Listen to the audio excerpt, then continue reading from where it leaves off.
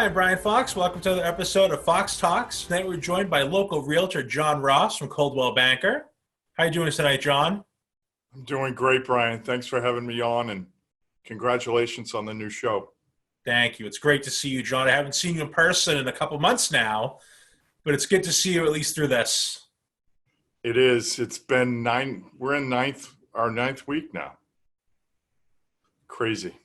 So how is it going for you as a realtor? I mean, you have a pretty people-centric job. You need to meet with people and do house showings and a lot of interaction in person. How are you handling all that? So with all that, I'm an extrovert, right? I love talking to people, and so yeah, I'm ready for it to be over for that point of view as well as obviously others. But the real estate market has been really active. Um, Believe it or not, we're not too far off of where we were, a couple of months ago or even this time last year. So that's exciting. It's nice to be able to do your job. I love real estate, so it's good to be busy, but it's certainly changed. Showing houses and whatnot has certainly changed over the past 9 weeks. Now, and I spoke to you a few weeks ago, and one of the main reasons I wanted to have you on is you told me that you had basically just sent someone pictures and video of a house, and they bought it without doing a walkthrough even. I mean, that's not a normal, It normal certainly part of your isn't. business. No. You know, Zoom calls, right? You can do a virtual tour with Zoom. So I had a set of buyers that I knew really well. So I had recently bought a tablet right before all this started. So it was really convenient to just start Zoom up, and I took them through the house like I would a video tour. Talked them through the good, the bad, and the ugly, and I had a good enough rapport and definitely a sense of trust that they wanted to move forward, and they actually didn't see it. This was during the first 2 weeks of the pandemic, and they actually didn't see the house until the home inspection. That's amazing that you're able to do that now. I'm sure 5, 10 years ago, that wouldn't have been an option. You'd probably be in some trouble right now, but you found an alternative way. Yeah, it's amazing, and I think it's a change that's going to stay. I mean, certain things, certain aspects of the real estate business will definitely change. It's more acceptable to have a video conference than it is to drag the laptop over and do a listing presentation or even show a house. you know So how long have you been in real estate?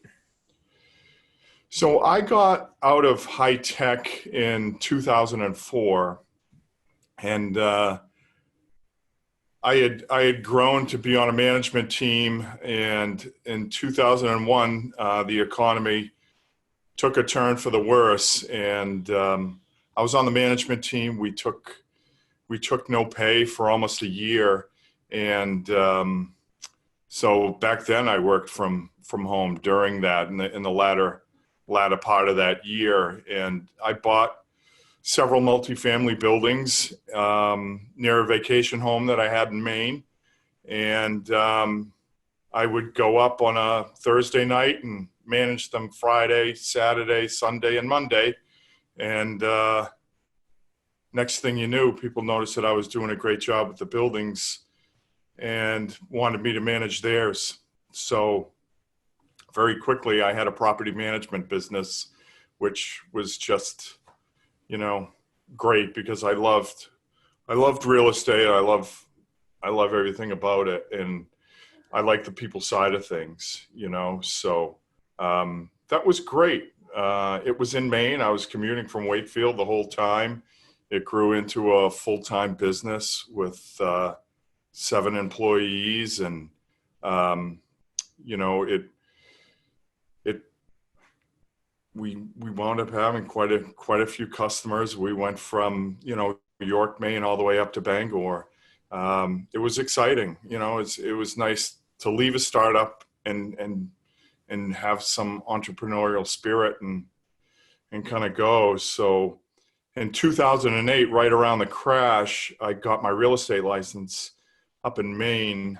So I've been licensed since '08.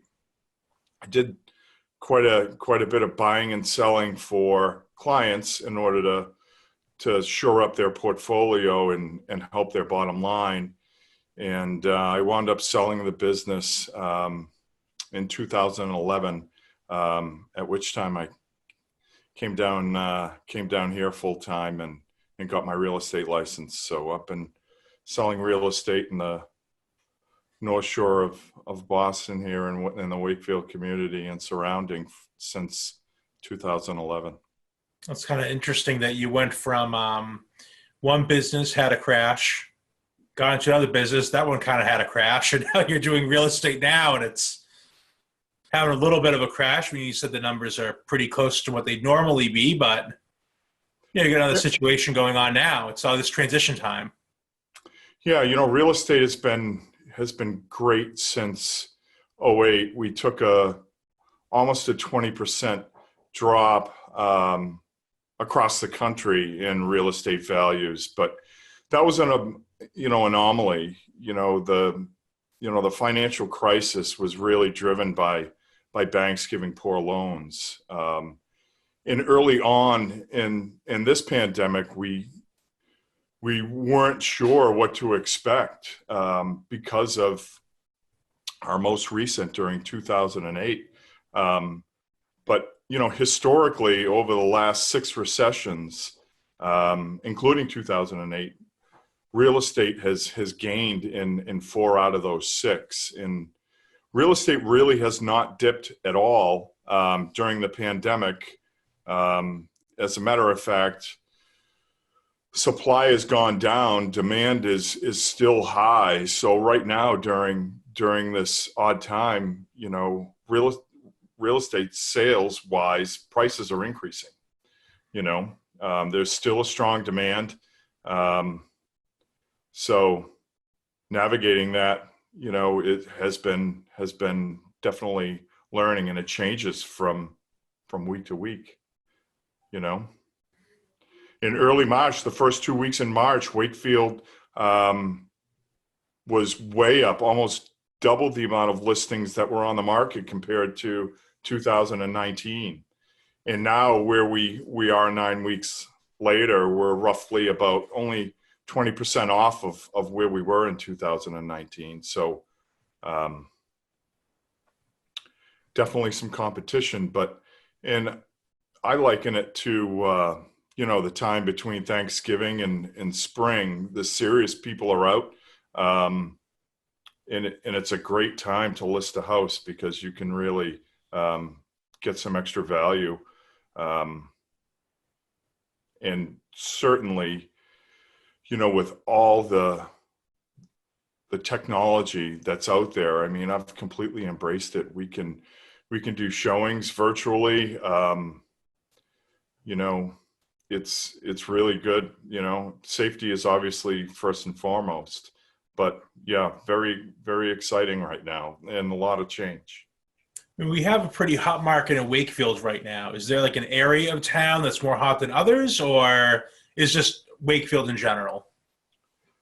It's definitely Wakefield in general. I mean, we're a community with solid schools, with not only the commuter rail, but we have the bus line as well. So access to public transportation is huge. The new school, middle school is excellent, and its proximity to 128 and 95 and 93. We're really in a great spot. With good town government and great services. So we're definitely sought after. So there really hasn't been pockets at all. Wakefield as a town has been very, very strong. Now, someone like you, I mean, you're one of the busiest people I know. So you've got the real estate, you're involved in numerous local organizations. So what activities are you involved in outside of real estate these days? Um, I have a daughter that's just graduating from college this year, and a son who's Congratulations. yes, I know them both. Yes. yeah, and a son that's graduating high school from Wakefield High School this year. Um, but I've always been drawn to, even when I was doing property management in Maine, I was very passionate about downtowns. And back then, uh, I was a member of a local chamber of commerce. It was a tri-town chamber with 3 towns, very, very active. And downtown and downtown businesses were important. I had a storefront, and I owned a commercial building, so um, that's translated to Wakefield as well. And I've been a member of Wakefield Main Streets for going on 6 years now. I've been involved in the events planning committee, which is putting on Festival Italia and the Holiday Stroll. We're in our 12th year right now for Festival Italia. We're now called the Wakefield Community Partnership. We're trying to keep the spirit alive. We've transitioned from a town entity to being out on our own and being a nonprofit. I think getting people out will be different than what it's been in the past 12 years, as you know, with the Independence Day Committee. But I like to see the activities in town, and I like to see the businesses busy, and it's a win-win, really. And of course, I try as much as I can on the Independence Day Committee, but I'm not a regular at meetings, but I do try to We need show up. you on North Ave with your booming voice to keep people away. So as long as you can help out that one day, you don't need to go to another meeting for the rest of the year. We love having you there. I got that coaching the kids in intramural sports. It still hasn't left. I mean, Yeah. I gotta say, John, everyone knows you're coming when you start talking, so it's good. Uh, it's really a pleasure. I'm very biased towards Wakefield. I grew up here. I moved away when I first got married. We moved into the North End for 2 years, and um, jumped at the opportunity to move back. It's really a great community. I find it to be home, and helping out. I just think it's your civic responsibility. So it really is a pleasure to be with good people such as yourself on the Independence Day Committee, and all. It's really a privilege to kind of try to continue the spirit that our forefathers had in Wakefield. Is that one of the selling points you bring up to people? Is all those townwide activities? I mean, we probably have more activities than a lot of surrounding towns have, like annual events that happen on certain days, and you can mark a calendar by it. So is that like something you point out to people, or? Yes, I definitely do. I've often used, blossoms in the Independence Day Parade. Um, it's the biggest in the state, and the Festival Italia and the Holiday Stroll, and a lot of the other things that transpire during the year. Wakefield really does have quite a bit, and the draw on the lake, and um, yeah, I certainly do, and I love to talk about it. Probably a little too much. So there's been a lot of construction downtown, or excuse me, around town, the condos and apartments. How is that changing, the town, in your opinion, as a real estate agent? Well, if you look, over the past 200 years, and one of the things that the Wakefield Municipal Gas and Light Department do well is send out provide us with a calendar if we go down and pick one up. And it's interesting how Wakefield has changed, over the past 200 years. We used to have LB Evans, and that was a huge factory.